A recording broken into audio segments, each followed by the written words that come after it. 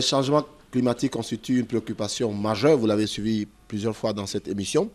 Il se fait que le changement climatique évolue au milieu d'autres cycles globaux qui affectent le cycle de l'eau et les usages associés. S'il y a un secteur qui sera le plus frappé, eh bien, c'est le secteur de l'eau. Déjà, il y a 1,8 milliard de personnes qui boivent de l'eau contaminée par les matières fécales. Vous pouvez imaginer, et 90% des catastrophes naturelles sont liées à l'eau. Il est estimé que très bientôt, 70% de la population mondiale vivra dans un milieu qui connaît un stress hydrique. Et les écosystèmes d'eau douce ont déjà perdu 76% de leurs espèces. Et donc, la situation est très alarmante. Et pour pouvoir y répondre, les collectifs de la société civile sur l'eau se mobilisent. Et en toile de fond, on peut voir la COP de Paris. La COP de Paris qui est sortie très récemment avec un accord qui est clamé. Ça dépend de nos positions. Dans cette émission Terre à Terre, nous discutons aujourd'hui de l'accès à l'eau et à l'assainissement pour tous. Et pour ce faire, j'ai avec moi 3 éminentes personnalités. Nous allons faire 2 panels. Les premières personnalités que j'ai avec moi, M. Célestin Pouya. Bonjour. Vous venez de Ouagadougou et vous êtes à WaterAid, donc une organisation internationale basée à Ouagadougou. Monsieur Adjagodo Arnaud, il est béninois, il vient du Cotonou. Il travaille en tant que coordinateur à PNE Benin, partenaire national de l'eau. Chargé de programme. Et puis Christelle Maleg, elle est coordinatrice de Coalition Eau en France. Bonjour. Soyez la bienvenue au Togo. Merci. Ça va l'Harmattan, vous avez pu gérer un peu? C'est parfait. C'est parfait, c'est bien. Restez encore pour 2 semaines. Alors, on est juste parti à Paris. Là, ça fait environ 1 mois et un accord est sorti. Et dans cet accord, que certains clament de succès, d'autres de succès à minima, quelque chose qui nous frappe tous en tant que citoyens, c'est que l'eau n'a pas du tout été prise en compte. Le vocable eau n'apparaît nulle part dans le texte. Vous êtes déçu en tant qu'activiste, acteur engagé dans le domaine de l'eau? Alors effectivement, on s'est beaucoup battu pour que la question de l'eau apparaisse dans le texte, mais il n'y a pas une seule mention à cette thématique. Alors on est déçu et en même temps il y a quand même des points positifs dans le sens où on retrouve l'eau indirectement à travers le texte. C'est-à-dire qu'il va y avoir une mention forte en fait à la question de l'adaptation et à son financement. Or l'eau est un facteur clé en fait dans l'adaptation, donc elle aura vraiment un élément central pour la suite à travers cet accord qui a été adopté. Deuxième point positif, on la retrouve beaucoup dans les contributions nationales déterminées des pays qui ont été envoyées avant cette COP21 pour que chaque pays puisse donner les mesures en fait, qu'il va prendre en matière d'atténuation et d'adaptation. Et là, sur les 3/4 des contributions, on retrouve l'eau comme un facteur central. Donc effectivement, l'eau n'est pas présente en tant que telle, mais elle est présente à travers différentes dispositions qui ont été mentionnées dans l'accord. Donc on pourra jouer avec ces dispositions. Donc on n'est pas déçu en tant que citoyen assoiffé. On est en demi-teinte. Effectivement, c'est décevant, mais il faut garder aussi à l'esprit que c'est la première fois que l'eau a été visible quand même au sein de la COP à travers des événements, des journées spéciales, ses contributions. Donc, on est déçu parce que ça va pas assez vite, mais ça constitue quand même une base pour aller plus loin. Et maintenant, ce qui va compter, c'est la COP22 et les COP suivantes, où ça va être la mise en œuvre. Donc maintenant, d'accord, comment on fait? Et sur l'eau, comment on fait maintenant pour aller plus loin en se basant sur cet accord? Monsieur Célestin, ça c'est Paris. Revenons à la réalité. Ouagadougou, frappé de plein fouet par les inondations il y a juste quelques années, et vous êtes toujours exposé. Mon ami vient de Bénin. Je ne sais pas quand est-ce que Cotonou va disparaître sur les vagues de l'eau à cause de l'érosion et d'une possible inondation incontrôlable à Cotonou. Les problèmes sont énormes. Et il est estimé qu'en Afrique, c'est seuls 6% sur 10 qui boivent de l'eau potable. Au Togo, c'est environ la moitié, 50-50. Alors, devant ce drame, où les citoyens n'ont pas accès à l'eau, les citoyens veulent faire les toilettes, ils n'y ont pas. Les femmes veulent assurer une hygiène intime, propre, il n'y a pas les moyens. Quel message portez-vous? Quelle action faites-vous? On a l'impression que vous êtes en déphasage avec la réalité. Nous, on a faim, on a soif, vous êtes dans les ateliers. Quelle action concrète faites-vous? En fait, je pense que le développement, ce n'est pas seulement ce qu'on met en œuvre sur le terrain, mais c'est aussi les politiques qui doivent orienter justement la mise en œuvre de ces orientations-là. Quand on regarde l'eau, le secteur de l'eau, ce n'est pas, on peut dire que ce n'est pas un secteur en tant que tel. C'est un connecteur. C'est une, disons, l'eau est transversale. Comment peut-on parler de la santé sans parler de l'eau? Comment peut-on parler de l'environnement sans parler de l'eau? Comment peut-on parler de l'agriculture, la sécurité alimentaire sans parler en tout cas parler de l'eau? Donc pour nous, l'important, c'est continuer ce plaidoyer de conscientisation, ce plaidoyer de renforcement de capacité. Parce que si on demande, est-ce que, donc, quel est le secteur, entre guillemets, qui, en tout cas, qui est vraiment le plus sensible par rapport au climat et à son changement, mais c'est bien le secteur de l'eau, qui est le principal vecteur et qui influence tout pratiquement dans ce monde-là. Donc, au fait, en réalité, si on demande qu'est-ce qui se passe, le vrai problème, c'est que les politiques n'intègrent pas ce lien. On ne fait pas le lien entre le climat et l'eau potable et l'assainissement en tant que tel. Quand je regarde WaterAid, mais c'est du pays, cette manière que nous avons pris conscience. Si, par exemple, à quoi sert de faire 1000 latrines pour des populations bénéficiaires, si effectivement 2 jours après, une inondation va venir détruire tout. Qu'en est-il de la durabilité de nos infrastructures? Si nous faisons des puits à grand diamètre, si nous faisons des forages, et la qualité de l'eau que n'importe quoi dû au changement climatique peut affecter, si on comprend cela, on doit savoir que l'intégration eau et climat n'est pas une question de volonté politique, c'est une nécessité d'urgence, c'est une réponse. Nécessité d'urgence, justement, je vous pose la question intermédiaire. Le citoyen congolais, centrafricain, burkinabé veut boire de l'eau. Oui. Oui, ma question c'est qu'est-ce que vous faites pour calmer cette soif? Les populations attendent depuis des années. Vous c'est même WaterAid, donc beaucoup d'argent vient chez vous pour l'eau, mais on ne voit pas l'eau au Burkina. Au fait, le citoyen ne veut pas seulement boire l'eau, il veut boire l'eau de qualité. Donc ça veut dire effectivement que, par exemple, au niveau de WaterAid, nous appuyons au fait, et même quand vous regardez dans la plupart, dans la gouvernance des pays, il est clairement dit que l'eau potable et l'hygiène d'assainissement, c'est de la prérogative des communes. Ils ont la maîtrise d'ouvrage. Donc, il ne s'agit pas pour une institution de la société civile de venir faire la place d'eux, mais plutôt de renforcer les capacités des gouvernants locaux pour qu'ils puissent assurer la gouvernance de l'eau, pour qu'ils puissent être capables d'élaborer et de mettre en œuvre des projets au niveau de l'eau et de l'assainissement et qui fassent effectivement trait à cette durabilité des infrastructures. Au niveau de Water, c'est vrai que nous finançons des infrastructures, mais nous sommes beaucoup plus dans le renforcement des capacités au niveau de la gouvernance pour que les gouvernants, en tout cas des différents pays et les collectivités puissent être capables de le faire eux-mêmes. Et aussi, la sensibilisation et la communication pour le changement de comportement pour que les bénéficiaires elles-mêmes, les populations, puissent en assurer convenablement leur leadership. Parce que à quoi sert de faire des forages ou bien de faire des latrines si les populations utilisent mal? Yeah. Ça, nous reviendrons à cette question et merci beaucoup. Monsieur Arnaud, tantôt il parlait de l'urgence et c'est extrêmement urgent. Maintenant, si on amène le couple climat-eau, ça devient un peu plus compliqué parce que les questions d'inondation, de sécheresse nous touchent tous. Alors, vous, en tant que partenariat national de l'eau, donc membre du Global Water Partnership, le partenariat mondial de l'eau, quel message fort portez-vous en tant que collectif au niveau du Bénin pour que le décideur, le financier puisse voir ce lien concret, direct qu'il y a entre l'eau et le climat? Merci beaucoup, monsieur le journaliste.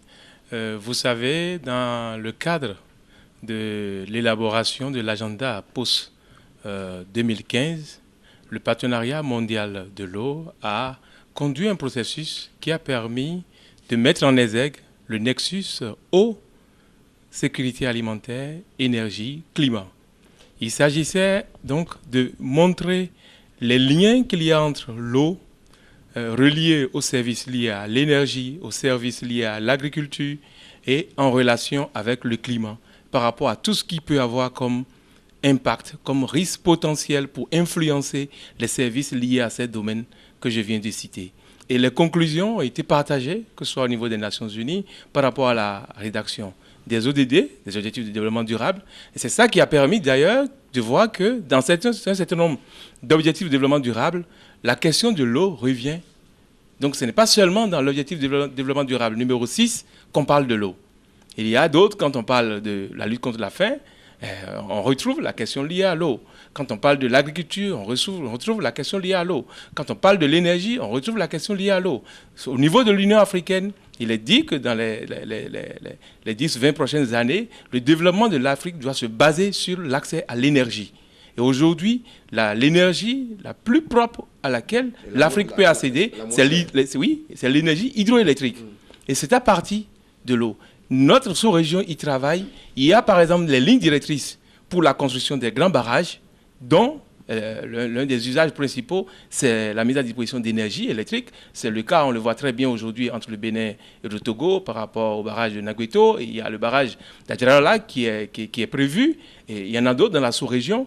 Mais on voit très bien que le plaidoyer pour la mise en place d'infrastructures auxquelles les populations adhèrent dès le départ, qui satisfassent les conditions d'équité, qui ne créent pas des problèmes au niveau social ou au niveau environnemental. Ces questions sont prises en charge, mais il faut un plaidoyer au niveau national, par exemple pour que ces directives soient adoptées. Il faut un plaidoyer pour que les organes GIR qui sont mis en place dans les pays, la gestion intégrée, les organes de gestion intégrée des ressources en eau, qui est une réforme adoptée au niveau de la CEDEAO et que tous les pays sont en train de mettre en œuvre depuis 2003, que ce soit vraiment opérationnel, que les organes J prennent vraiment le temps d'appliquer les principes J et donc de faire tout ce qui concerne la participation des parties prenantes. Vous vous souvenez, pour la mise en place de l'autorité du bassin du Mono, les communes et la société civile étaient écartés jusqu'à la veille. Il a fallu une grande concertation organisée par JVE International et le PNE Bénin au niveau du Bénin pour amener justement les deux pays à comprendre que les acteurs de la société civile et les communes ont leur place parmi les experts de ces deux pays-là. Et donc, c'est une question très importante, le lien au climat par rapport à un certain nombre de services associés directement à l'eau, que ce soit par rapport à l'eau potable, par rapport à l'assainissement, la santé, l'énergie ou la sécurité alimentaire. Ces liens sont aujourd'hui évidents et nous devons pouvoir sensibiliser tous ceux qui sont concernés. Par exemple, la question de l'aménagement du territoire, qui est en background de tout cela, qui est en amont de toutes ces questions. Parce que quand des populations sont installées dans le domaine public de l'eau, après, il est difficile de les déloger. Quand les infrastructures routières ou autres sont installées, après, il est difficile de déplacer les infrastructures. Si je comprends, est-ce que l'émission s'appelle Terre à Terre? Oui. Est-ce que le citoyen de 5e, de seconde, la dame qui est au marché, qui comprend bien français, qui vous suit, vous voulez lui dire, madame, restez tranquille, nous nous battons pour vous. Vous aurez l'eau, vous aurez les toilettes, vous aurez bientôt. Nous nous battons pour vous, mais vous devez vous joindre à cette bataille. Parce que la question de la redevabilité, elle n'est pas dans un seul sens. Le gouvernant doit rendre compte de ce qu'il fait. Mais le citoyen lambda, cette dame qui est au marché, elle a le droit de demander des comptes à son maire, à son chef d'arrondissement ou à son conseiller, je ne sais pas, peu importe comment on l'appelle, d'un pays à l'autre. Mais celui qui a été désigné ou élu doit rendre compte de comment il gère la cité, comment il prend en compte les questions liées au changement climatique, comment il fait l'intégration au climat. Et s'il ne le fait pas, le citoyen lambda a le devoir de lui demander comment il le fait. Et notre rôle, l'un des rôles que nous assumons justement, c'est de faire la veille citoyenne, d'accompagner ces communes ou les autres acteurs pour rendre compte de comment l'intégration au climat et tous les obstacles que nous avons identifiés qui sont liés à ça puissent être relevés en tant que défi. C'est assez pertinent, les questions de transparence, de participation, de gouvernance. Mais ça, c'est l'Afrique. Mais Christelle, en France, vous avez de l'eau. Hein, il y a de l'eau partout. Moi, ce que j'apprécie le plus en France, c'est la diversité des toilettes. Hein. Il y en a, tu vois, et puis l'eau sort. Il y en a, tu appuies. Il y en a, tu te lèves, l'eau même vient. Mais vous êtes très avancé. C'est des questions qui interpellent toujours la France, l'Europe, ou bien c'est seulement l'Afrique? L'eau, l'accès à l'eau, l'eau, climat. Vous, c'est pas votre problème là. Vous êtes très avancé, non? Alors, c'est vrai qu'on est plus avancé. Après, il y a quand même 1 million de personnes en France qui n'ont pas un accès véritable en fait à l'eau potable et à l'assainissement. Même des Français. Même des Français. Je m'explique. Il va y avoir les personnes qui vivent dans la rue, qui du coup n'ont pas accès à l'eau et à l'assainissement. Il n'y a pas de robinet, oui, c'est ça. Voilà, sachant que de toute façon l'hiver, les robinets publics sont majoritairement fermés, donc ça pose problème. Il va y avoir toutes les populations itinérantes, donc qui n'ont pas accès, les camps de migrants, les gens du voyage, et il va avoir toutes les personnes qui n'ont pas les moyens de payer leur facture d'eau et d'assainissement. Donc là, on vient récemment en fait de gagner une bataille qui est que maintenant les coupures d'eau sont interdites. Donc on s'est battu en fait longtemps. Maintenant c'est interdit depuis très peu de temps. Quelqu'un connaît l'adresse de la Congolaise des eaux par ici? Donc, quelle que soit la capacité de paiement, on ne peut pas vous couper. On ne peut pas vous couper l'eau dans votre résidence principale. Ça, c'est plus possible. Ça avait été interdit, sauf que les entreprises le pratiquaient quand même. Maintenant, le Conseil constitutionnel a dit que ce n'était pas possible, donc a intimé en fait aux entreprises qui effectuaient ces pratiques de rebrancher l'eau aux ménages qui ne payaient pas. Parce que c'est le droit fondamental, c'est ça? Alors parce qu'il y avait une loi qui avait intimé en fait effectivement qu'on ne pouvait pas couper l'eau, que tout le monde devait avoir accès à l'eau potable et à l'assainissement. Par contre, dans le droit français, il n'y a pas de référence en fait au droit à l'eau et à l'assainissement. Et avec un ensemble de collectifs d'associations, dont la Fondation France Liberté et Coordination Île-de-France, on a déposé déjà en 2013, donc il y a 2 ans, une proposition de loi pour inclure le droit à l'eau et à l'assainissement comme un droit de l'homme dans la loi française, et pour proposer des mesures pour permettre aux gens de payer leurs factures d'eau, et pour que toutes ces populations que je vous ai citées qui n'ont pas accès à l'eau puissent avoir accès à l'eau à travers des infrastructures. Donc là, ça fait donc 2013. On espère qu'elle va passer au printemps en assemblée plénière. Donc c'est très long. La nouvelle loi binationalité, vous allez aussi mettre dedans, non? Voilà. Peut-être qu'on aura une chance de passer plus vite, parce que là, ça fait quand même 2 ans et demi qu'on se bat pour ça, et qui est tout le temps repoussé. Mais le but, c'est que tout citoyen français puisse avoir accès à l'eau et à l'assainissement. Donc on se bat aussi en France, en tout cas, sur ces enjeux-ci, parce que tout le monde n'a pas accès à l'eau. Tout le monde n'a pas accès à l'eau, donc ici ou là, nous avons les mêmes problèmes. Peuple d'ici, peuple d'ailleurs, même peuple, même combat. Je vous propose de suivre à présent ce petit élément élémentaire qui revient sur la situation de l'accès à l'eau.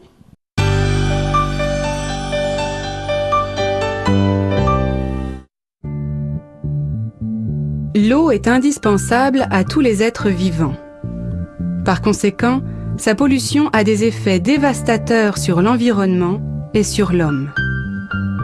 Les produits toxiques déversés dans l'eau bouleversent les écosystèmes. Cependant, la pollution de l'eau n'est pas la même partout dans le monde. Les habitants des régions les plus pauvres, très souvent privés d'une eau potable de qualité, sont exposés à de nombreuses maladies véhiculées par les eaux souillées. Les pays les plus touchés par le choléra, par exemple, sont aussi ceux dans lesquels l'eau propre est un bien rare. Les pays qui ne sont quasiment plus affectés par cette maladie disposent au contraire de systèmes d'épuration de l'eau. En revanche, les régions industrialisées souffrent plus de pollution côtière. Les littoraux sont souillés par le pétrole des marées noires et par les déchets industriels et urbains. À cause de la circulation incessante de l'eau, cette pollution ne reste pas circonscrite près de la source. Elle a tendance à se répandre tout autour de la planète.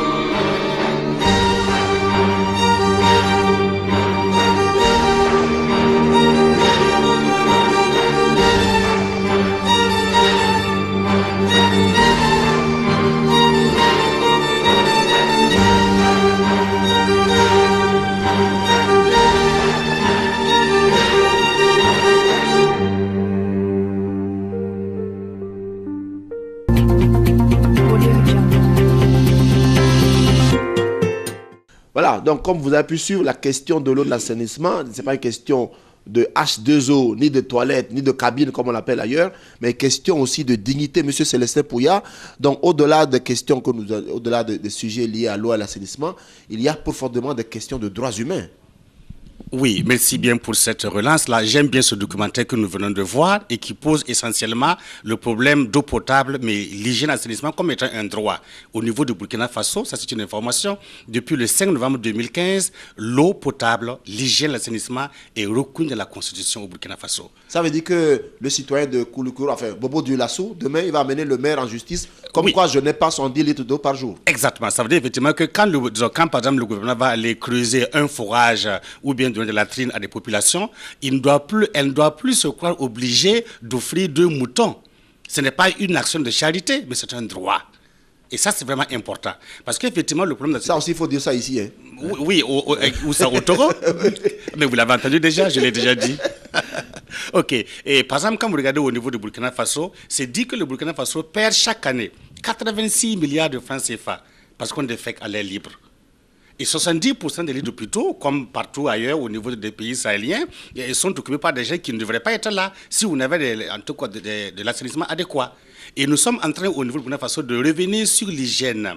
Par exemple, l'hygiène menstruelle, dont on ne devrait pas avoir honte d'en parler. Ce n'est pas un tabou, mais c'est des problèmes qui peuvent amener à la jeune fille de quitter l'école. Mais ça, c'est la question de femme, ça ne nous intéresse pas. Nous, c'est la femme qui a ses périodes et qui, bon, voilà, elle se débrouille. De tout temps, nos mamans sont débrouillées, ça n'a jamais été une question publique. Oui, ça se gère. Ça se gère. Oui. Et actuellement, il y a des études qui montrent qu'effectivement, au niveau des lycées et au collège, l'absence, le manque de latrine fait que les élèves, ont fait par exemple que les filles abandonnent l'école.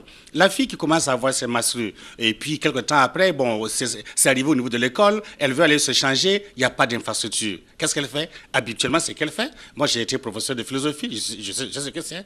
Donc, elle va dire, voilà, monsieur, je suis malade. Et on regarde, elle n'est pas malade. Parce que simplement, elle veut aller se nettoyer. Donc, au niveau des écoles, il est fait obligation, si effectivement nous avons voté le droit à l'eau et à l'assainissement, ça va jusqu'à ce niveau. Parce qu'il y a aussi la question de genre, d'équité et d'inclusion au niveau de l'accès aux toilettes. Nous sommes ici, femmes et hommes, filles et garçons. Si nous prenons un quart, entre-temps, nous voulons faire pause pipi.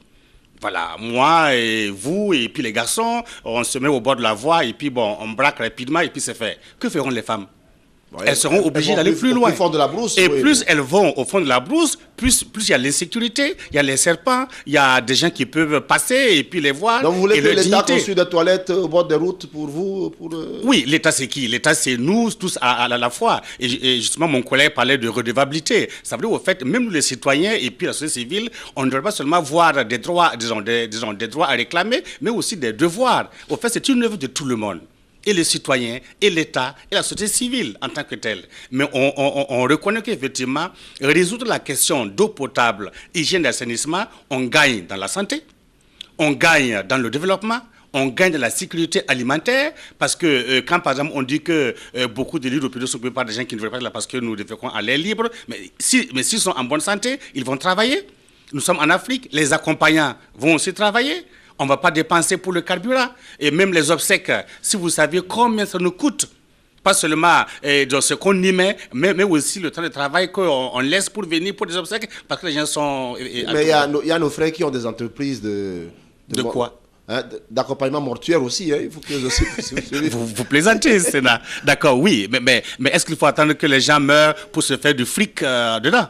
C'est ça, il faut que les gens vivent. Donc, l'eau, c'est la vie. Et nous travaillons dans la vie et pour la vie. Je pense qu'on doit foncer dans ce sens-là et travailler à ce que le droit à l'eau potable soit reconnu dans la Constitution. Au niveau du Burkina Faso, on l'a reconnu en novembre, j'ai dit. Mais en décembre, l'ONEA, qui est notre entreprise qui fournit l'eau, a coupé l'eau à des gens. Mais on s'est dit, comme il y a à peine un mois que ça a été reconnu, ils ne savent pas ce que c'est. Mais ils ne le referont plus jamais. Parce que désormais, disons, ce droit devient opposable. Et comme vous l'avez dit au tout début, on doit être capable de trimballer l'État en justice, comme ça s'est fait au niveau de la France. Ça veut dire que le citoyen, non seulement ne doit plus dire merci avec des moutons, mais il doit être capable de poursuivre l'État pour réclamer à ce qu'on réalise ses droits à l'eau potable et à l'assainissement. C'est une question de santé, c'est une question de dignité aussi. Je suis très passionné, merci beaucoup.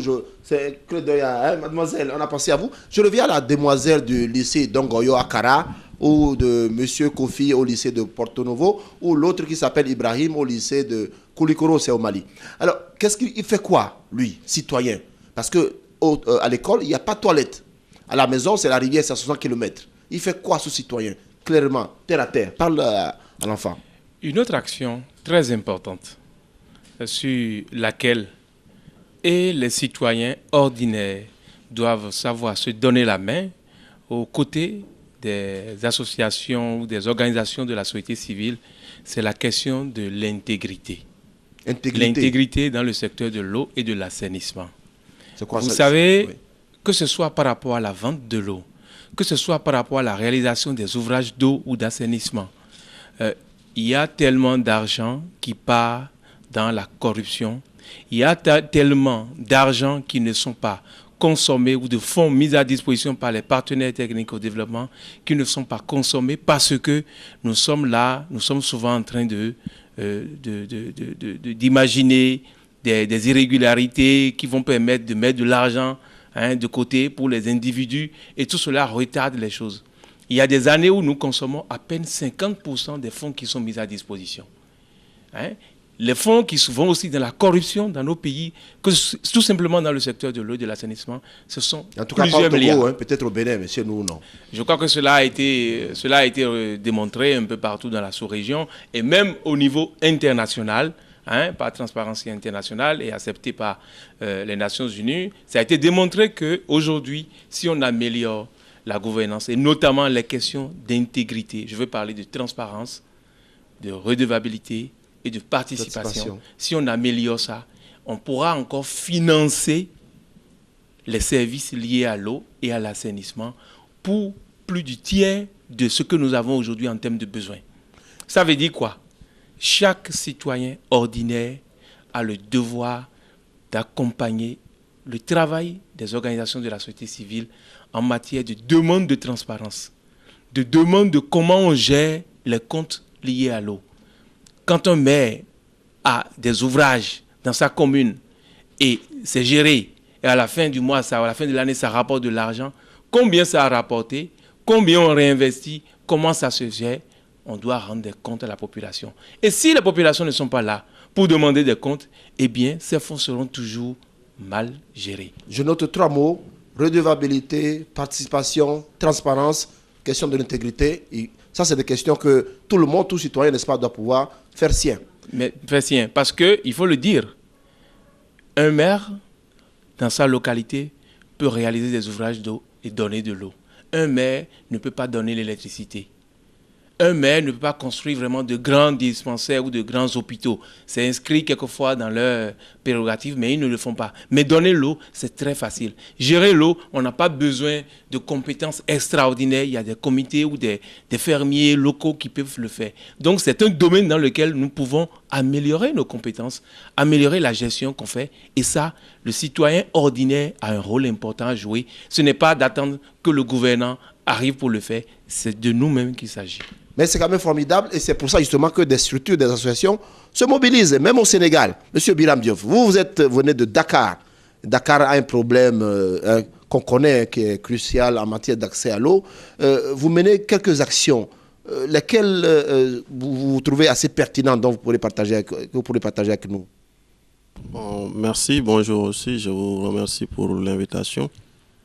Je crois que Dakar a un problème lancinant d'accès à l'eau, du fait que l'eau que les Dakarois consomment provient à peu près à 200-300 km de là, donc du fleuve Sénégal, notamment du lac de Guiers. Alors, ce qui posait problème, c'est généralement l'accès dans les zones les plus reculées de la banlieue. Mais aujourd'hui, avec les nouveaux programmes déroulés par l'État et avec l'appui de toutes les associations et ONG, le problème est en passe d'être réglé, mais ce n'est pas tout à fait fini. Il faudra rester éveillé parce que du moment à l'autre, ça peut dégénérer et ce n'est pas toujours acquis. Mais pour le moment, il y a l'accalmie, un programme vraiment drastique et résolu a été mis en place et pour le moment, on est en passe de résoudre ce problème. Le collectif sénégalais, quel message portez-vous par rapport à tous les problèmes liés à l'eau, l'assainissement et l'hygiène? Bon, le message est diversifié et orienté suivant les zones, puisque la réalité dans les milieux ruraux et la réalité en milieu urbain n'est pas la même chose. Si dans les milieux urbains, il y avait depuis les gouvernements successifs une pression qui a été exercée par les associations et par les ONG jusqu'à ce qu'on a atteint aujourd'hui des niveaux assez satisfaisants, puisque maintenant ce qu'on parle dans ce domaine, c'est la qualité. Le problème de l'accès est en face d'être réglé, mais c'est la qualité. L'autre élément, c'est que dans les zones rurales, le problème d'accès se pose toujours et de la qualité en même temps. Il va falloir maintenant, dans ce cadre-là, faire le même effort pour que la qualité soit atteinte. Parce que dans le cadre de l'eau, ceux qui m'ont dévancé l'ont dit, il y a l'eau de boisson, mais aussi il y a l'eau productive. Et on ne pouvait pas évoquer cette question devant la soif, mais maintenant que la soif est en passe d'être étanchée, maintenant on parle de plus en plus de l'eau productive avec les programmes de sécurité alimentaire et les programmes liés à l'adaptation au changement climatique, notamment dans le secteur agricole et de l'élevage. Merci beaucoup, monsieur. Je termine avec vous, madame Christelle. Merci beaucoup d'avoir accepté l'invitation de venir depuis la France que pour l'émission Terre à Terre, non? Je blague. Vous étiez là dans le cadre de rassemblement des collectifs africains autour de l'eau et l'assainissement. Quel espoir gardez-vous à la fin de votre séjour ici, après avoir rencontré des gars formidables, des associations qui font un travail de titan sur le terrain, quoique faible par rapport au niveau des besoins? Quel espoir avez-vous par rapport à demain? Nous, ce qu'on voit, c'est qu'il y a quand même une société civile qui est de plus en plus structurée, qui est de plus en plus forte, elle est de plus en plus reconnue et écoutée par les pouvoirs publics, par les gouvernements, et donc qui sont aussi à la recherche en fait de l'expertise de cette société civile, parce qu'en manque de connaissances, en manque d'études sur le sujet, donc on voit qu'on prend de plus en plus de place, et c'est cette place-là qui compte aujourd'hui et qui fait qu'il faut qu'on aille plus loin. Et autre espoir, c'est que je vois aussi qu'en cumulant nos forces, que ce soit la société civile du Nord ou du Sud, on arrive vraiment en fait à faire bouger les lignes, et qu'il faut qu'on continue en fait sur cette lancée pour continuer à les faire bouger et que tout le monde ait accès à l'eau et à l'assainissement. Voilà. Société civile plus forte, on l'a entendu, M. Célestin Pouya m'a fait presque pleurer de les larmes pour les jeunes filles, n'est-ce pas, qui sont obligées d'abandonner l'école parce que justement les toilettes, peut-être il y en a jusque pour l'enseignant. Le temps d'attendre le directeur et la maîtresse, bon, tu te dis, autant dire je suis malade. Monsieur Arnaud Adjagodo du Bénin, merci beaucoup. Vous nous avez montré l'importance de la participation citoyenne et comment nous tous nous devons contribuer. Monsieur Bira, merci beaucoup. On va passer bientôt à Dakar, boire de l'eau de qualité, n'est-ce pas? Jeff. Alors, il n'y avait pas longtemps, on a célébré au Togo la journée mondiale des toilettes et nous y sommes déplacés. C'était à Notien, c'est environ à 120 km de Lomé. Écoutez ce qu'en pensent les citoyens quand il s'agit de toilettes. Nous sommes à Notien.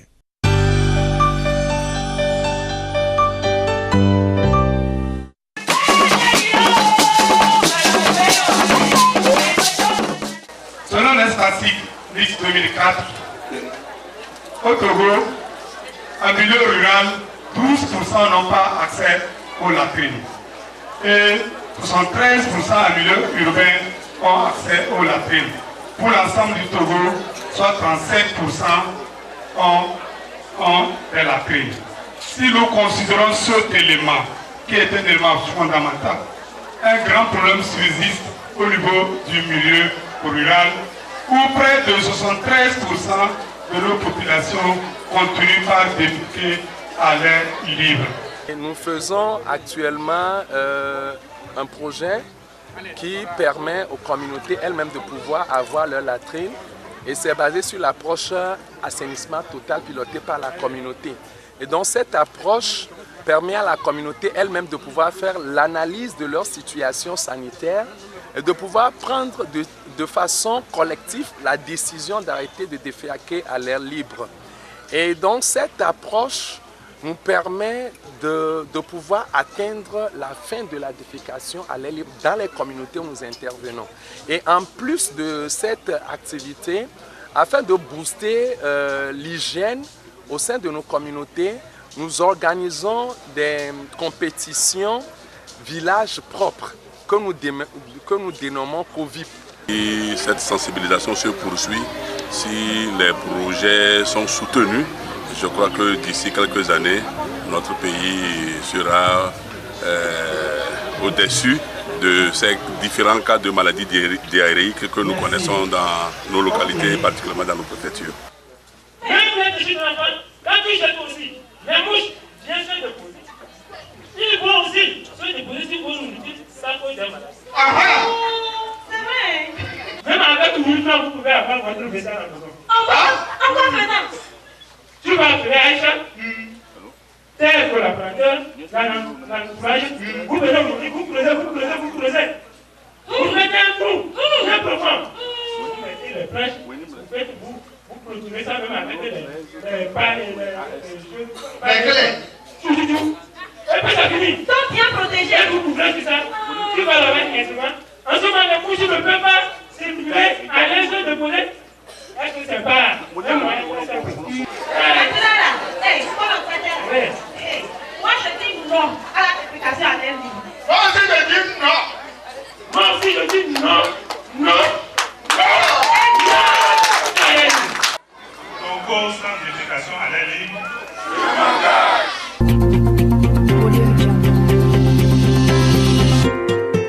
Bienvenue dans l'émission Terre à Terre. Aujourd'hui, nous parlons assez de tous à l'eau et à l'assainissement. Aujourd'hui, nous parlons de caca, nous parlons de cabine, nous parlons de chien, nous parlons de bois, nous parlons de menstruation, de tout le monde, mais surtout des femmes. Bon, les hommes ne sont pas concernés.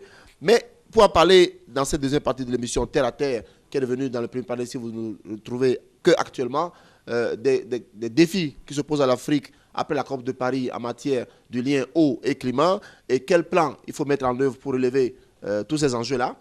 Et donc, pour continuer notre débat dans cette deuxième partie de l'émission Terre à Terre, je retrouve pour vous Mme Myriam Touré. Elle vient du Mali et elle fait partie du groupe pivot eau assainissement. Bamako, ça va? Ça va bien. Monsieur Lokoko Abdou, vous venez du Niger, vous. Niamey, c'est chaud, hein? Donc, changement climatique et la migration, vous allez venir au Togo, hein? Ah oui, ça, il faut qu'on se prépare. Hein? C'est nécessaire. Non, il faut aller de l'autre côté, pas ici. Voilà, Mme Roukiatou Draogo, elle est chargée de communication plaidoyer au SPONG, qui est le collectif, la plateforme des ONG, de la plupart des ONG du Burkina Faso, chez les hommes intègres. Ça va? La transition est terminée? La vie reprend? C'est la bienvenue dans l'émission Terre à Terre. Alors, Mme Roukiatou, vous êtes là parce que vous avez pu mobiliser des collectifs de toute l'Afrique de l'Ouest et du Centre pour discuter accès de tous à l'eau et à l'assainissement. Dites-nous, qu'est-ce qui a motivé ce projet-là pour que nous assurons aujourd'hui à Lomé à échanger autour de ces questions cruciales? Merci beaucoup. Effectivement, nous sommes à Lomé depuis le mardi 25 et ce jusqu'à ce jour 29 pour réunir l'ensemble des collectifs partenaires du projet Eau et assainissement pour tous, pour une société civile forte et entendue en Afrique de l'Ouest et du Centre que nous coordonnons et qui a débuté depuis décembre 2013. Et il faut dire que ce projet est un projet de mobilisation des collectifs de 8 pays, le Mali, le Burkina, le Niger, le Cameroun, la Mauritanie, le Sénégal, qui, avec l'appui de la coalition Eau-France, qui se sont mis ensemble pour voir comment ensemble ils peuvent se renforcer mutuellement au niveau des pays, mais au niveau régional, pour porter ensemble le plaidoyer sur l'accès à l'eau et à l'assainissement pour tous. Participation citoyenne, ce n'est pas balai citoyen, ce n'est pas révolution citoyenne, ce n'est pas pour vous donner pas l'argent pour que les citoyens puissent se rebeller contre les États, non? Non. Non, la participation citoyenne qu'on promet, c'est qu'en tant qu'organisation de la société civile, nous avons droit à la parole dans les espaces de discussion pour définir les processus de développement pour les communautés. Donc, comme les États, comme les entreprises, la société civile doit être là pour donner son point de vue. Et ce point de vue est surtout nécessaire parce que la plupart des ONG et des associations sont en contact avec des acteurs terrains. Ils accompagnent l'État à résoudre les problèmes des communautés. Mais quelle que soit la qualité des solutions qu'ils développent, si ce n'est pas mis à l'échelle avec des moyens plus grands, on a peu de résultats. Donc, ils doivent participer au débat sur les politiques publiques, éclairer l'État avec les expériences qu'ils ont sur le terrain pour que ces politiques publiques répondent au mieux aux préoccupations des citoyens. Donc, c'est vraiment dans ce sens qu'on travaille avec les collectifs. Dialogue, construction... Pas force de proposition. Force de proposition. Là, Madame Touré, vous venez de Bamako, on connaît tous le Mali avec, hélas, les derniers événements un peu tragiques et regrettables. Nous avons beaucoup de respect pour le peuple malien. Dans un milieu où il y a tellement de priorités, quel message avez-vous porté? Qu'est-ce que vous avez pu concrètement réaliser? Parce que tout est finalement prioritaire au Mali. Et effectivement, comme vous l'avez dit, tout est prioritaire. Parce que comme vous l'avez dit aussi, depuis 2011, avec des crises cycliques sécuritaires, politiques même, le pays traverse vraiment une période très, très difficile. Heureusement qu'on est en train de sortir de cette crise avec l'appui des partenaires, l'appui de tout le monde, des voisins, la scène internationale. Au Mali, il faut reconnaître qu'il y a une multitude d'acteurs dans ce secteur, dont 6 collectifs carrément branchés sur l'eau, l'hygiène, assainissement. Et le groupe Pivot, dans le cadre du projet, a fait beaucoup d'activités. Et comme on l'a dit, on a fait des activités à l'endroit des journalistes, on a fait des activités à l'endroit des collectifs, on a fait aussi des activités en termes de renforcement de capacité à travers des études. Une des études, par exemple, que le groupe Pivot a menée, c'est sur les enjeux de plaidoyer.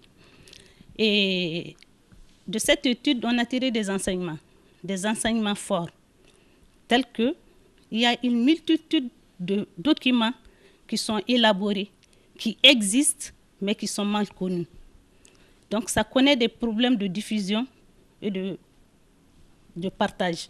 Donc, aujourd'hui, 2 ans ou quelques mois après, quels résultats forts vous avez pu obtenir, madame, dont vous pouvez Les résultats forts, c'est que le groupe Pivot, comme on le dit, travaille à travers avec les autres collectifs. On est arrivé à rassembler les collectifs dans un dialogue commun. De plus en plus, les gens travaillent en synergie.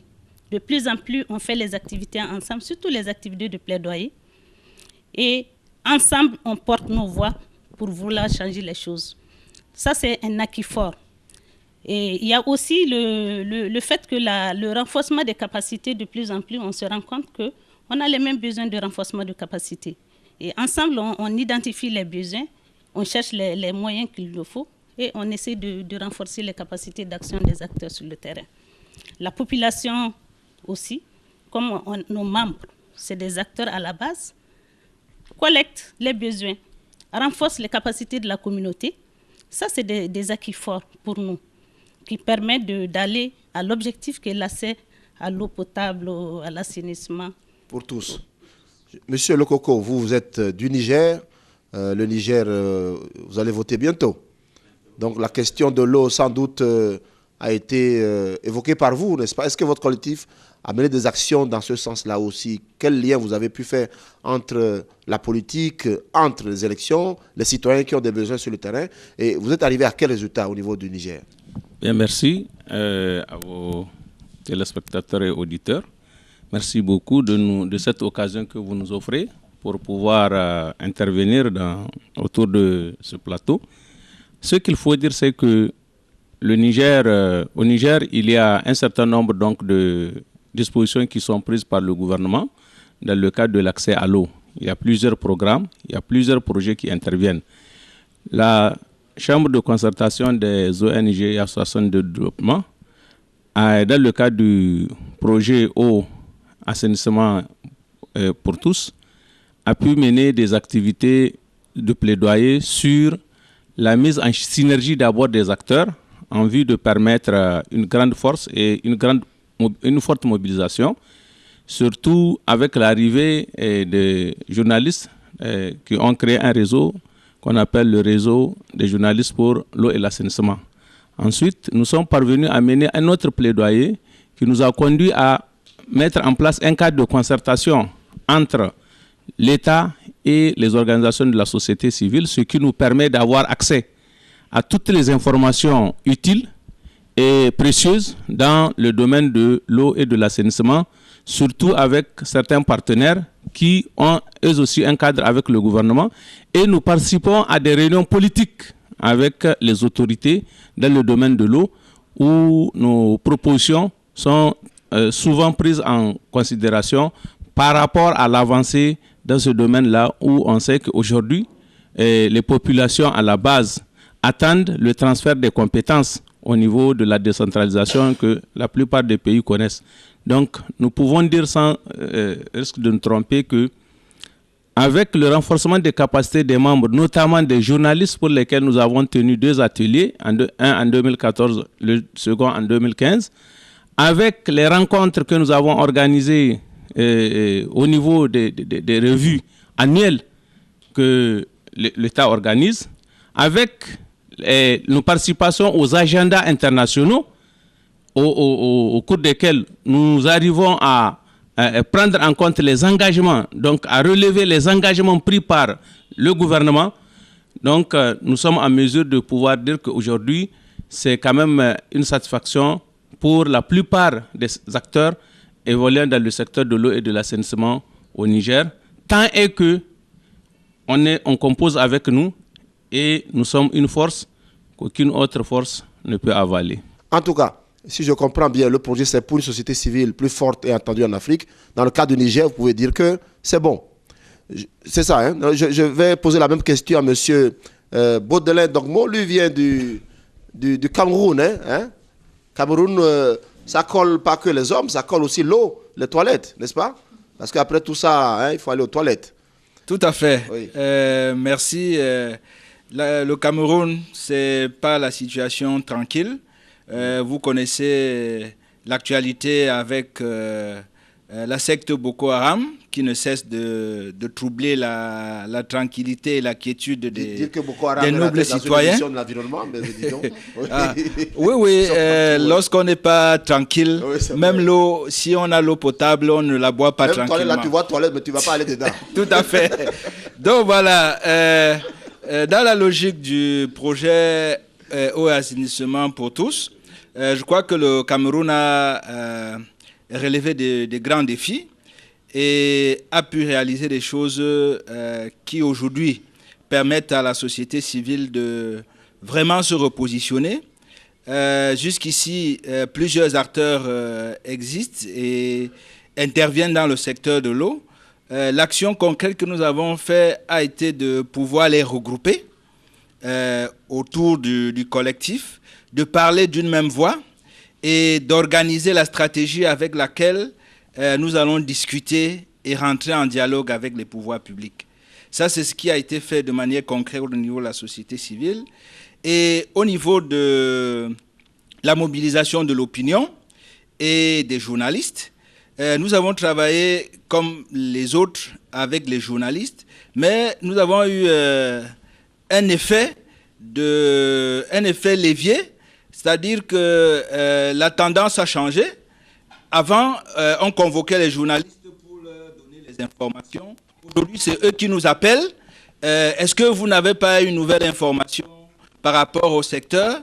Quand on est revenu de la COP, ils nous ont dit, est-ce qu'il n'y a pas une information que vous pouvez nous filer pour qu'on puisse travailler? Et je vais dire, le point vraiment positif, c'est que on a pu avoir quelques journalistes qui décident de se professionnaliser dans le secteur de l'eau et de l'assainissement. Donc, ils voudraient vraiment comprendre les questions, ils voudraient vraiment faire de ça leur champ de bataille. En tout cas, félicitations. Alors, ma question c'est, après ça, qu'est-ce qui va être fait demain si on vient au Cameroun?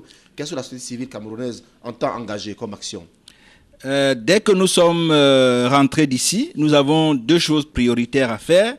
Étant donné que les acteurs sont déjà regroupés et qu'ils ont défini la stratégie avec laquelle ils vont rentrer en dialogue avec les pouvoirs publics, nous allons convoquer un dialogue structuré avec les pouvoirs publics pour leur présenter quelle est la logique que nous voulons adopter pour les questions d'objectifs de développement durable Excellent. Vous parlez tantôt de la mobilisation des journalistes. Et nous avons la chance d'avoir avec M. Ousmane Dambaji. Il vient aussi du Niger, il fait partie du CCOAD, mais surtout il préside une association de journalistes qui travaille dans le domaine de l'assainissement. D'abord, c'est formidable. Ça nous rappelle notre AMEA au Togo. Alors, quel rôle pensez-vous que les journalistes ont à jouer dans ce débat pour s'assurer que le citoyen ait accès à l'eau et aux toilettes et des conditions, des infrastructures d'hygiène? Merci. Les journalistes ont un rôle important à jouer dans la sensibilisation, l'information, naturellement du public et même du pouvoir public. Effectivement, c'est la question de l'eau. Vous avez entendu avec les participants, la question du média a été relevée. Et c'est ce qui fait qu'aujourd'hui, dans tout le pays de l'Afrique de l'Ouest et du Centre, nous avons des réseaux de journalistes. Chaque pays est doté de réseaux de journalistes pour l'assainissement qui sont en train de faire ces réseaux-là un travail formidable dans ces différents pays. Et mieux aussi, WaterAid, avec l'appui du WSSI qui est basé à Genève, a pu organiser ces réseaux-là à travers un seul réseau ouest-africain de journalistes pour l'assainissement qu'on appelle le WASHJN. Le journaliste joue un rôle capital dans la sensibilisation de l'accompagnement des politiques publiques de développement. Et vous avez vu, et nous avons aussi une autre plateforme à Niamey qui a été créée l'an dernier, en 2015, c'est-à-dire c'est un symposium international de médias pour les questions de développement jusqu'à l'horizon 2030. Cette plateforme, nous avons mis cette plateforme en place, c'est pour pouvoir accompagner les efforts de nos gouvernements et des partenaires techniques et financiers dans la mise en œuvre des objectifs de développement durable, naturellement en mettant l'accent sur l'eau et l'assainissement. Et ce qui est important, vous avez vu, les dernières assemblées générales de New York ont également inscrit en cible 6 l'eau et l'assainissement. Donc il va falloir que nous dépassons notre rôle traditionnel qu'on connaissait, celui de critiquer ou simplement assister à des événements pour couvrir, mais participer pleinement au processus de développement. C'est pour ça même, dans les OMD, l'insuffisance a été relevée par les experts qui ont fait les rapports des Nations Unies sur l'évaluation des OMD. Ils ont clairement dit, effectivement, les médias n'ont pas été impliqués dans la mise en œuvre des projets et programmes. Si les médias avaient été impliqués, naturellement, certaines cibles allaient être atteintes. Évidemment, ce qui a mené les secrétaires généraux des Nations Unies à lancer un appel aux partenaires techniques et financiers. Et vous savez, heureusement, cet appel a été entendu que par la communauté et effectivement des secteurs de l'eau. Je me dis les grands bailleurs de fonds. Il n'y a que le secteur de l'eau qui implique pleinement le média dans ce qu'il fait. C'est vrai, on demande mieux, pas l'implication en termes de couverture, pas l'implication en termes de participation, mais l'implication en termes de la mise en œuvre des projets et programmes. Ça va nous permettre au niveau de la réflexion, effectivement, et pouvoir accompagner les acteurs pour mieux, en tout cas, réaliser ces objectifs. Et je pense que c'est important, nous allons continuer à le faire, mais nous demandons mieux, c'est-à-dire, c'est d'abord l'accès à l'information. Quand on n'a pas l'accès à l'information, on ne peut rien faire. Et c'est pour ça que nous demandons à certains États, évidemment, de faciliter et de ratifier ou d'adopter certains textes qui protègent la presse, notamment les délits par voie de presse. Il y a beaucoup de textes qu'aujourd'hui, les plaidoyers nous amènent en prison, évidemment. C'était mon cas en 2014. Donc, nous voulons effectivement plus de liberté. Oui. Nous demandons plus de liberté, effectivement, plus de textes qui nous protègent pour pouvoir faire le travail. C'est un travail délicat, mais nous allons vous accompagner. Nous sommes dans le secteur, c'est passionnant, et parce que nous sommes convaincus que c'est l'eau peut amener à un développement durable. C'est une thématique transversale. Voilà, donc merci beaucoup. Je crois que c'était assez pertinent. Rukiatou, le projet finit bientôt. Je ne sais pas qu'est-ce qui va arriver pour la suite. J'aimerais juste te poser une seule question. Qu'est-ce qui se passe en 2016 au niveau des collectifs en Afrique en matière d'accès à l'eau et à l'assainissement? Ok.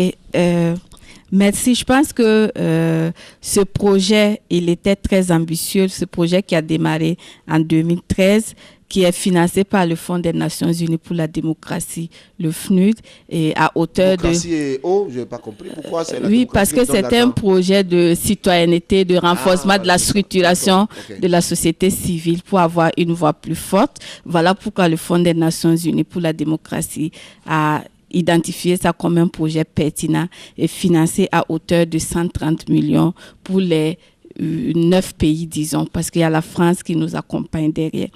Et aujourd'hui, 2 ans après la mise en œuvre du projet, comme vous l'avez constaté, chaque pays, en tout cas, a tiré quelque chose. Et c'est pour cela que nous devrons être à mesure d'aller plus loin. Et je crois que l'atelier qui nous a réunis ici à Lomé nous a permis de réfléchir par rapport aux nouveaux enjeux, notamment les questions des objectifs pour le développement durable, où la bataille commune a permis d'avoir quand même un objectif spécifique sur l'eau Et aujourd'hui, tout ce qui a été dit sur le climat aussi, où l'eau a quand même une place assez intéressante qui peut nous permettre de travailler et aller plus loin. Donc, je pense qu'on ne va pas s'arrêter là.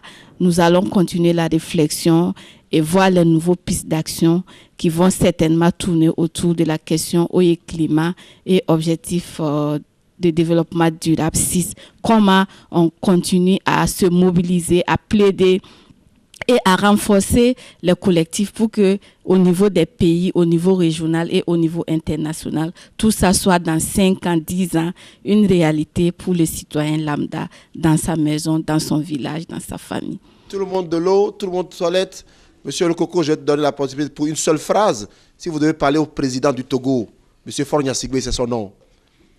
Que vous le diriez-vous au nom des collectifs de la société civile? Vous le diriez quoi, Monsieur le Président? Monsieur le Président, sur l'émission. Monsieur le Président, faites en sorte que chaque Togolaise et chaque Togolais puisse avoir accès à une eau potable et moins chère. Et accessible. Accessible et moins partout, cher. Hein? Partout et moins cher. Partout à Lomé, et accessible, surtout moins cher. Moins cher. Madame, si vous avez à parler à la maman à la maison et aux jeunes filles aujourd'hui, les questions sont là. L'État est très limité, tout est prioritaire, comme au Mali, comme au Togo, comme partout ailleurs. Elle doit faire quoi, maman à la maison? Elle doit comprendre d'abord que le problème est commun. Elle doit comprendre qu'elle doit aussi participer pour faciliter l'accès à l'eau et aux toilettes. Elle doit comprendre qu'elle a aussi des devoirs. Elle doit comprendre que aller aux espaces d'interpellation ou bien aux espaces de concertation, c'est un devoir pour elle. Ne serait-ce que pour porter sa voix par rapport à ses besoins, pour dire à tout le monde ce dont elle a besoin, ce dont elle souffre. Tout le monde a un rôle à jouer et c'est bien sur ce nom de Mme Myriam Touré du Mali que nous clôturons aussi ces deuxièmes panels. Merci beaucoup Mme Touré de Mali, M. Le Coco Abdou du Niger, Mme Rokiatou Drago du Burkina Faso, M. Baudelain du Cameroun et M. Ousmane du Niger. Mais nous avons aussi beaucoup d'autres personnes, que ce soit du Togo, du Cameroun, du Sénégal. Ils sont là aussi du Mali. Ils sont là. Donc c'est une dizaine de pays qui sont retrouvés ici à Lomé pour discuter accès à l'eau et à l'assainissement, comme le disait Madame tout à l'heure, comme l'a dit le grand frère de Burkina. L'esclave qui ne sait pas réclamer ses droits ne mérite pas qu'on s'appuie sur son sort. Donc il nous appartient à nous tous de pouvoir nous lever, de pouvoir calmer nos droits et devoirs. C'est la fin de cette émission. N'oubliez pas, chaque goutte d'eau compte, chaque geste compte. Rendez-vous la semaine prochaine pour un autre numéro. En attendant, continuez à être des éco-citoyens. Terre à terre. Au revoir.